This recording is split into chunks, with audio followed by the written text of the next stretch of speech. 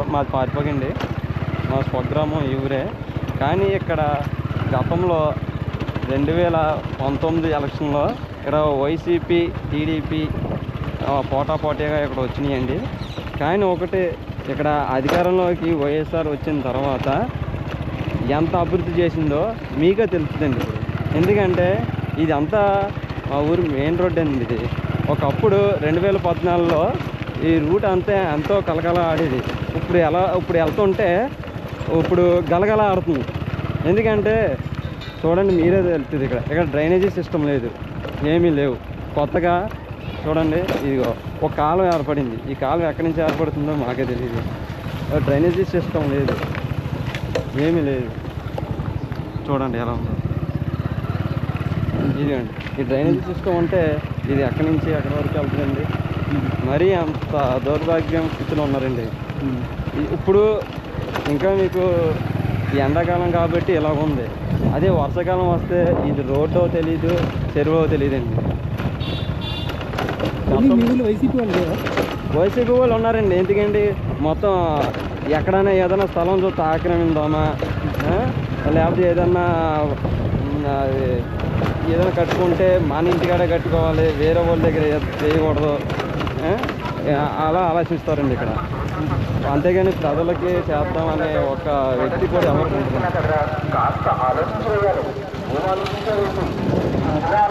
ఇది కూడా గతంలో తీసేసిన రోడ్డు అండి ఇవన్నీ. ఈ ప్రభుత్వం వచ్చాక ఒక్క రోడ్డు కూడా వేయలేదు.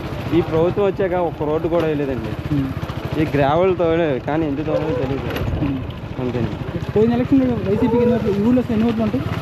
ఇక్కడ 2336 ఓట్లు అండి. ఇక్కడ పోయిన ఎలక్షన్లో వైసీపీకి ఎన్ని ఓట్లు వచ్చాయి? వైసీపీకి టీడీపీకి సగం వచ్చినాయండి. అందులో విడిగా మా జనసేన కూడా పోటీ చేయడం వల్ల మా వాళ్ళకి వచ్చినాయండి ఓట్లు. తర్వాత ముఖ్యంగా చెప్పవలసింది ఏంటంటే అండి, దాదాపు సగం మంది వైసీపీ వాళ్ళు ఉన్నారు. వైసీపీకి సగం అది ఒకప్పుడు అండి. ఇప్పుడైతే ఆ పరిస్థితిలో మాత్రం లేదు. ఇది 2014లో టీడీపీ హయాంలోకి వచ్చిన తర్వాత సుమారు ఇది 18 లక్షల ఖర్చుతో కట్టారండి ఇది. కానీ ఈరోజు చూస్తుంటే ఇది బూత్ బంగ్లా, లేకపోతే బీర్ సీసాలు తాగిదో క్లబ్, అసలు క్లబ్ ఏంటంటే చెత్త కుప్పు అని తయారైంది. సచివాలయం వాడుకోవట్లేదా? ఈ సచివాలయాన్ని ఆల్రెడీ ఇంకో దగ్గర కట్టారండి. అంతకుముందు కట్టిందాన్ని దీన్ని వాడుకుంటే అది సుమారు 25 లక్షల నుంచి 30 లక్షల వరకు ఖర్చు పెట్టారు. ఆ అమౌంట్ ఉంటే ఈరోజు మా గ్రామానికి ప్రతి వార్డుకి ప్రతి లైన్కి రోడ్లు వేయించండి. ఇదండి ఫస్ట్ ఆఫ్ ఆల్ ఇది సర్పంచ్ రూమ్ అండి. ఇక్కడ సర్పంచ్ ఉండవలసిన నుంచి వీల్ చైర్ కింద మారిందని చూడండి. ఈ సర్పంచ్ చూడండి, ఇది వైఎస్ఆర్ పరిపాలన అండి. అలాంటప్పుడు ఓటు ఎలాగేస్తారు అనుకుంటున్నారండి? నేను మంచి చేశాను అంటున్నారు. ఎక్కడ మంచి చేశారండి? ఇదండి వైఎస్ఆర్ పరిపాలన వచ్చిన తర్వాత మా గ్రామంలో, మా మండలంలో ప్రతి సచివాలయంలో ముందు కట్టిన అన్ని పరిస్థితులు ఇలా ఉన్నాయండి ఇప్పటికి. చూడండి, మీరే చూడండి. మీరు అడిగారా ఊళ్ళో ఎందుకు ఇలాగా దీన్ని వాడుకోకుండా ఎందుకు ఇలా అడిగితే జనసేన మండల అధ్యక్షులుగా రౌతపూడి మండల పల్లా శేఖరన్ నేను ఒక్కడిని అడగాలండి. ఇక్కడ చాలా సార్లు నేను అడిగినండి.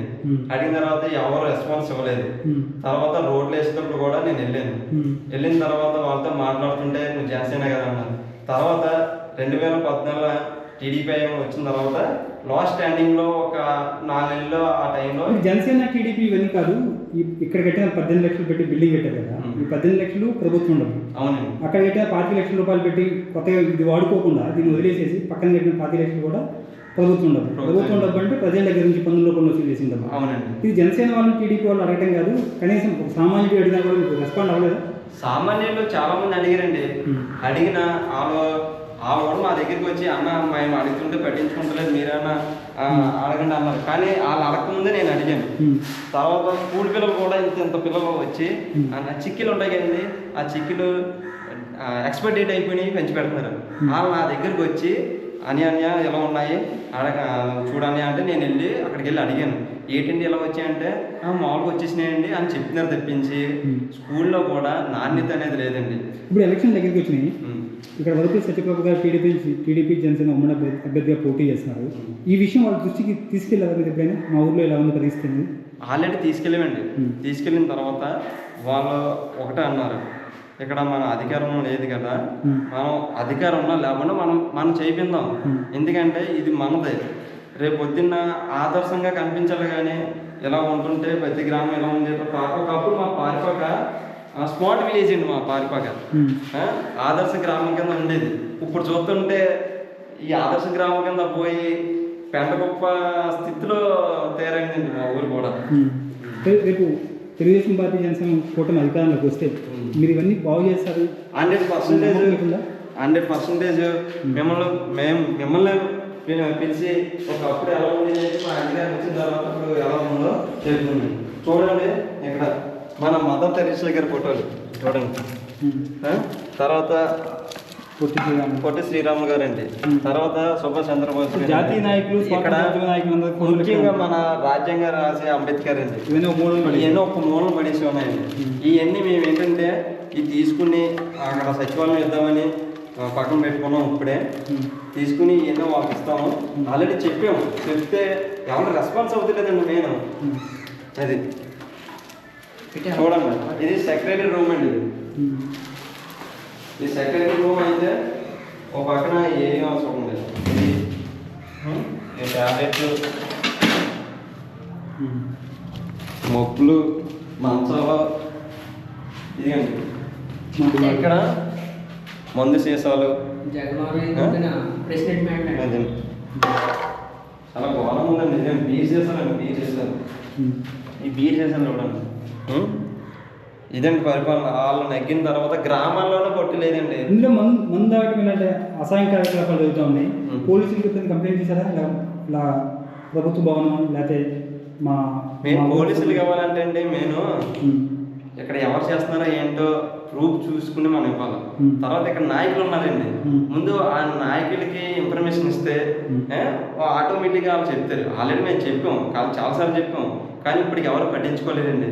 పోలీసులు కూడా చెప్తే ఏముంటుందండి, అధికారం అయినప్పుడు, వైఎస్ఆర్ అయినప్పుడు. ఓకే.